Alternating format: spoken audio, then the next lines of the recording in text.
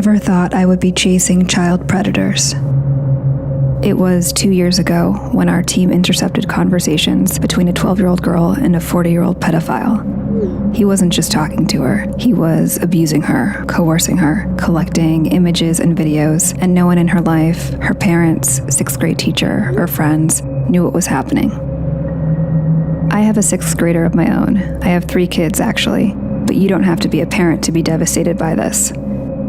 I work for a tech company that uses artificial intelligence to detect issues like grooming and sexual predation, and this is something we see constantly.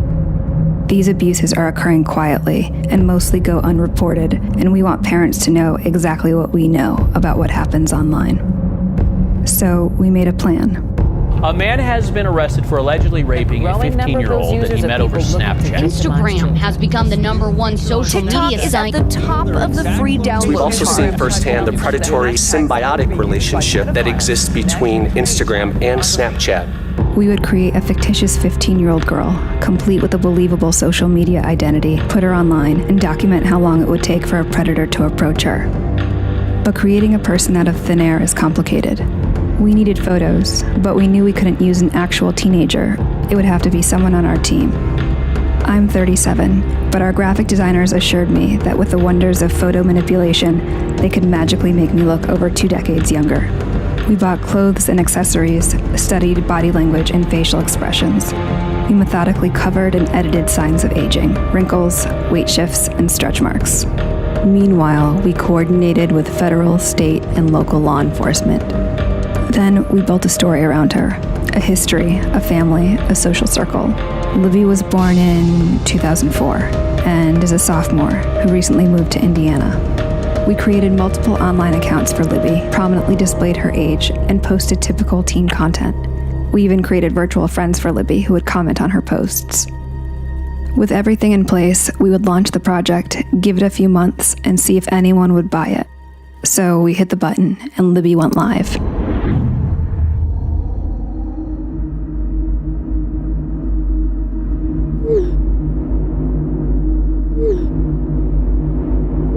Within the first hour of posting on Libby's accounts, 7 adult men contacted her. By the end of 9 days, that number was 92. The conversations ranged in severity from making sexual comments to sharing and requesting explicit photos and videos to manipulation and threats.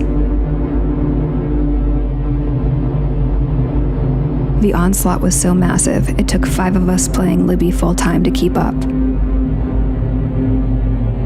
We decided to move off-site where we could scale up the operation and gather as much information and evidence as possible.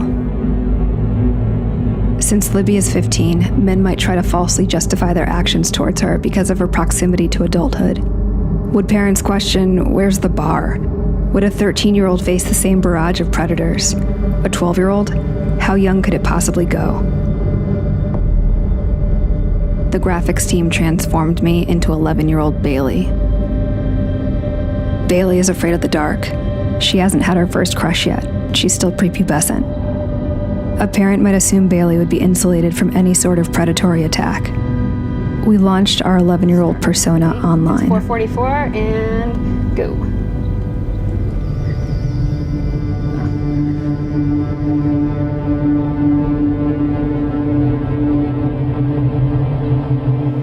One like from a guy whose profile photo is a penis. So let's say 1 minute and 7 seconds. We have a message request. Although sorry, 2 more requests just came in. How much time? 1 minute and 40 seconds? Yeah. How old are you? You go to the profile, you know that is a child. It also says in the profile that the child is in 6th grade. Another one. It's just lighting up, like the inbox is just boom, boom, boom, boom.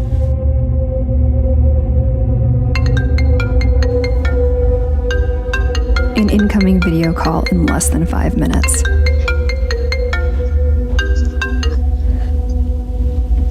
I can't see you. Don't be shy.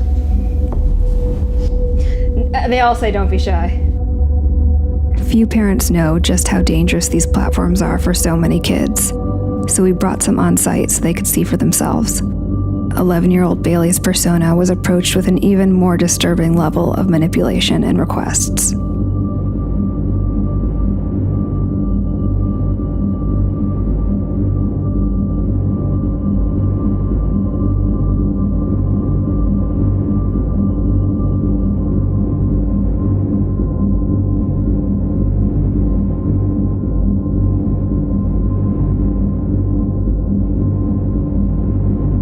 While the majority of the abuse happened from a distance, our child profiles also received requests to meet up in person, especially our 15-year-old persona.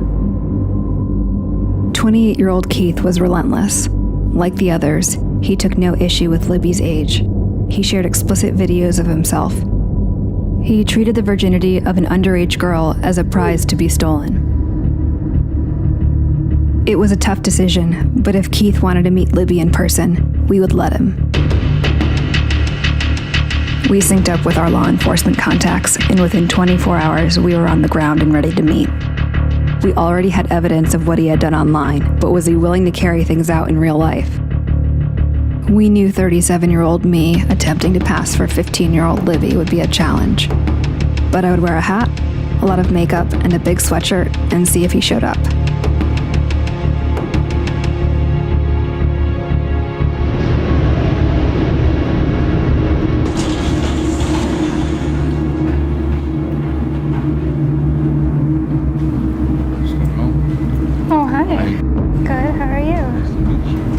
Hey. How you doing? Good. Okay. Is it what you expected? Well, yeah. So you going upstairs? Wait, so do you want to go for a walk first? Okay. What's wrong? Why you're not trying to rush upstairs? What was that? Why you're not trying to rush upstairs? I don't know. I'm a little nervous. Now let's go upstairs then. Don't be nervous. I've never done anything like this before, so I'm a little nervous. It's the first for everything. Yeah. Don't be. I'm not gonna rush you. We just go upstairs and talk. Okay. Have you ever? You wouldn't be shy. Are you okay with me being 15? I've never done it. Oh. But it's okay. I like to gentle, make you comfortable. I don't want to just get all the feeling and just, you know what I'm saying? Are you hungry? Stop trying to dodge it. Let's go upstairs. Cyber tips coming in from the National Center for Missing and Exploited. Bark turns over these potential child predators to the National Center for Missing and Exploited Children. Using the app has led to arrests like this one in Florida last year. The brutal reality is that a predator doesn't have to be in the same room, building, or even country to abuse a child. Libby and Bailey may not be real, but they represent countless children who are being sexually and psychologically abused, both online and in real life. I think about how I would have felt as a young, impressionable child. I would have kept the abuses to myself for fear of being shamed and blamed. I would have suffered with it, secretly and quietly. Hi, Mama. Hi, did you have a good day? Yeah. Mama? Yeah. I was wondering, so in 2 more days you're gonna come back? That's right. Okay. I love you. I love you too. Our work has led to numerous arrests, but it's a drop in the bucket. Our work, nor the work of law enforcement or legislation, will ever be able to protect children as well as engaged parents and guardians can. When asked, my advice for parents is to talk to your kids early and often, know what apps they're using and with whom they're communicating. When facing crisis, kids need a soft place to land. Make sure they know they can come to you for help.